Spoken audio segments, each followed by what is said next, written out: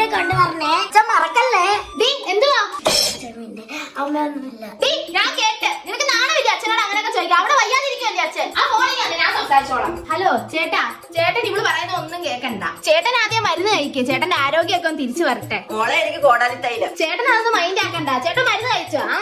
പിന്നെ ചേട്ടൻ കഴിഞ്ഞ വട്ടം വന്നിട്ട് തിരിച്ചു പോയപ്പോഴേ ആ ബാഗെല്ലാം കീറിയിരിക്കുവായിരുന്നു. എനിക്ക് കണ്ടപ്പോഴേ വിഷമമായി. ചേട്ടൻ ആദ്യം ഒരു ബാഗ് മേടിക്ക്. എന്നിട്ടേ ബാഗ് മേടിക്കുമ്പോ ആ ബാഗും കൊണ്ട് ചുമ്മാ വരാൻ പറ്റത്തില്ലല്ലോ. അപ്പോളെ ആ ബാഗിന്റെ അകത്തോട്ടെ എനിക്ക് കുറച്ച് ക്രീം, ഈത്തപ്പഴം, അണ്ടിപ്പരിപ്പ്, ബദാം പരിപ്പ്, കുറച്ച് സാധനങ്ങളും കൂടി മേടിച്ചിട്ടുണ്ട് വാ.